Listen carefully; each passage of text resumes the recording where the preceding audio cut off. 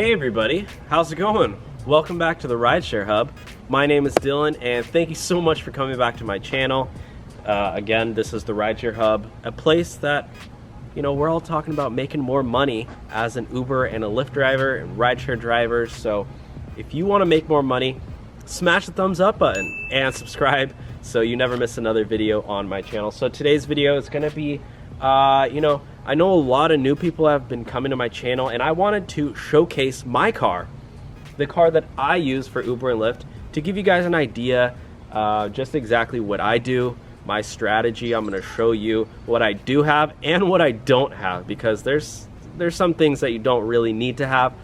And you know, for all the new drivers, it just really helps to see what other people are using. So first of all, as you can see, my car that I do have, it is a 2011 Ford Escape.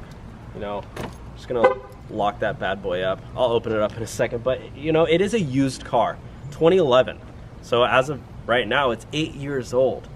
And in my market, my car only needs to be 2005 or newer. So I could potentially be driving with a 2006 car. And you know me, the cheaper the car, the better. The price of the car. I want my car's valuation to be super low, so I'm not losing money on depreciation. This car right here is valued at around $5,000 or $6,000 for Kelly Blue Book's value. And you know, that way every single mile that I put on my car, I'm losing a lot less money than, let's say, if I was driving a brand new car. You know, I'm not losing that money on depreciation. Another good thing to note, you can come follow me. I'm gonna point out something right here. Come in closely. This car right here, can you see that? It's a Ford. It's a Ford. Ford is a great car to drive for Uber and Lyft, as well as Honda, Hyundai, Toyota. These cars are very mainstream and they're really cheap to maintain.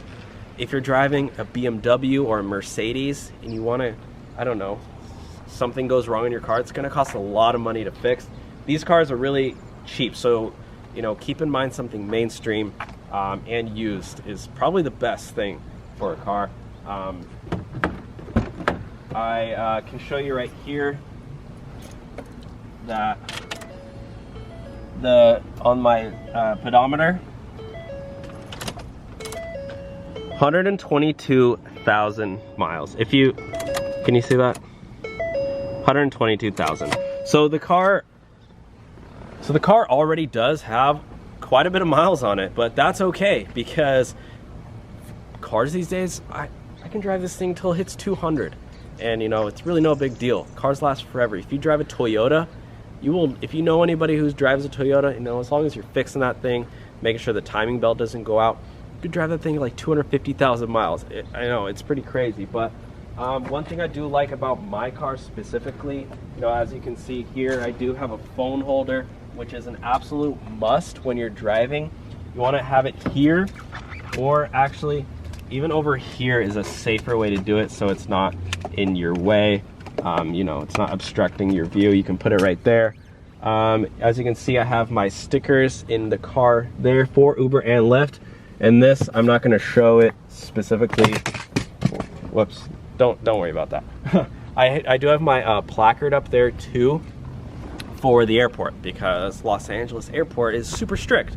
You need your placard on at all times whenever you're driving. One thing I do like about my car specifically is that it has a ton of legroom, tons of space in the back. And then I do have my Play Octopus tablet right here, which you can see for my passengers to play games on. It's a super great addition. If you don't have this, I definitely recommend checking it out. I will leave a link in the description below if you do want to get one. It's 100% free. All you need to do is have 100 rides and 100 rides per month, and they'll send you one of those for free, so you can make extra money. Another thing that I do really like about this car specifically is the trunk space. I can fit a bunch of stuff back here. As you can see, you know, it does go back super far, and you know, I've had families who have all their luggages and we just pile it up, and I still can see out totally fine out my window, which is very nice. Another thing, one more thing that I don't have in my car you will see that I have no snacks, no waters. Guys, when you're driving Uber and Lyft, you want to keep your expenses down as much as possible. I think it's totally fine to have, you know, a few small water bottles. You can get a 30 pack at, you know, Ralph's or Walmart or wherever for like $3. But the last thing you want to do is provide, like, you know, tons of snacks. It's gonna take up your time and money, because, you know, let's face it, we want to make the most money per hour while we do drive. And another thing which I did want to point out is that look here, guys, my car is not the cleanest car in the world. You don't need to wash your car every single day when you're driving Uber and Lyft. My car, specifically a black car, when I'm driving it, you know, your passengers, sure, like you can even see right here, there's a bunch of stuff on it. And at the end of the day, it really doesn't matter if your car's dirty on the outside. Obviously, you don't want like tons of mud splattered everywhere, but you will notice that the inside of my car is super clean. That is what you do want to focus on. So I do recommend getting like a portable vacuum or something to put in your, you know, keep in your in the back of your car. But yeah, it's definitely way more important to keep the inside of your car clean than the outside. Yeah, and like it just takes up for me, it takes up a lot of time and money washing my car all the time, and you know, I want to use that money for other things, like not washing my car. I've never had anybody complain that the outside of my car is too dirty. As long as you have a clean inside of your car, it doesn't smell, that is what is way more important. You don't want to have a super clean outside car and a smelly car inside. As you can see in here, another thing that I do have is a phone charger. I always keep a phone charger because a lot of people do ask for them, which does help. Keep a water bottle for myself. I like to stay hydrated, and I also like to go to Starbucks a lot. Like, something that I do find is that when it's really slow, I'll just do a ride and then just head to a nearby cafe, chill and wait, drink a, you know, a latte or a coffee, and then get my next ride. Another question that I have been getting a lot is, you know, should you allow your passengers to eat, drink, smoke in your car? Usually 99%, I usually say no, heck no. My car, you know, like I said, it's only $5,000, $6,000 car, but I love my car. You know, this is my car. I use it for myself as well. And the last thing I want is for some guy to be eating spaghetti and spilling spaghetti sauce all over my seat. Sure, I might get a little cleaning fee, $50, but you know, this is my car that I value, so I usually say no. If somebody wants to go get food at a drive-thru, I say, yeah, that's totally fine, just don't eat it in the car, because I also don't want my car to smell. Even if they don't spill, you know, if someone's eating In-N-Out or McDonald's, your car's gonna smell. For smoke, always no. I don't allow anybody to smoke in my car. It just, even if you don't mind it, your next passenger might, and that could, you know, that could mean a 1 star for you or no tip. Vaping is usually okay because, you know, the fumes do air out much better. And then also one thing you do keep in mind is when people get in your car who do smoke themselves, maybe they're not smoking in the car, but they smell like cigarettes, and it just stinks up your car. Say it's like a 30-minute ride with some guy who's like a smoker, and you can still smell it. Roll your windows down and just drive around on your way to pick up your next passenger. Keep your windows down. And then I always keep my windows up, turn on the AC whenever I have a passenger in my car. I never want to have my passenger have to ask me to roll up the window. It has happened before to me because I don't know, I forgot. So yeah, passengers don't want wind blowing in their face. I know, big spoiler alert.